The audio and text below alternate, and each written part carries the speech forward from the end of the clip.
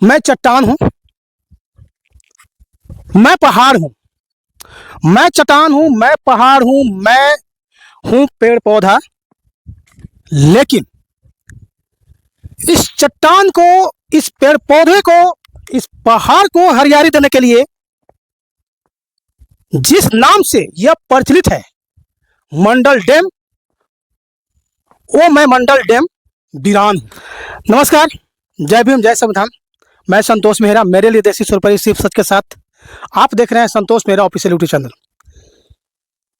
मेरा पहले की वीडियो में आपने देखा होगा कि मंडल डैम का मैं ऊपर का जो पोर्शन था वो मैं दिखा रहा था, लेकिन ऊपर का जो पोर्शन है उससे अलग बयां कर रहा है नीचे का। ये कहावत है, वो कहावत मेरे द्वारा कहा गया है। मैं चट्टान हूं, मैं पहाड़ हूं। मैं चट्टान हूं, मैं पहाड़ हूं, मैं हूं पेड़ पौधा। लेकिन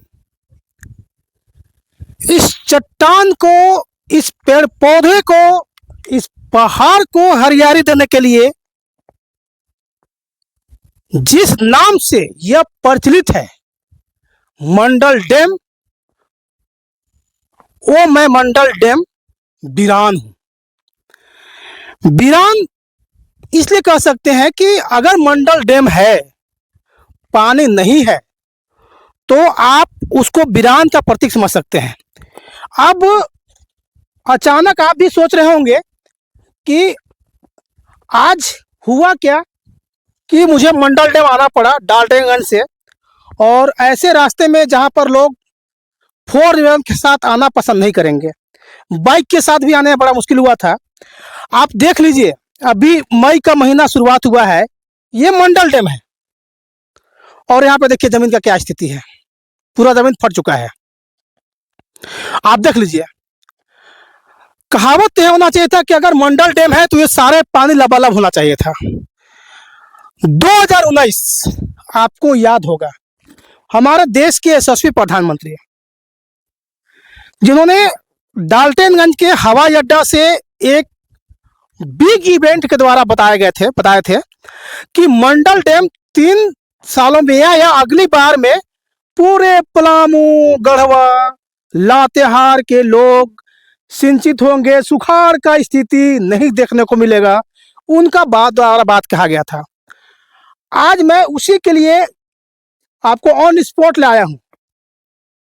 होना तो ये चाहिए था कि मंडल डैम, उनको जब दोबारा वापस आ रहे हैं 4 मई 2024 को यशस्वी प्रधानमंत्री जी डाल्टनगंज आ रहे हैं, और ये सुखाड़ मेरा वीरान पड़ा मंडल डैम है, तो क्या 4 मई को प्रधानमंत्री जी के द्वारा मंडल डैम के बारे में कुछ बताया जाएगा, या जो जुमला ही था जो 2019 में लाया गया था।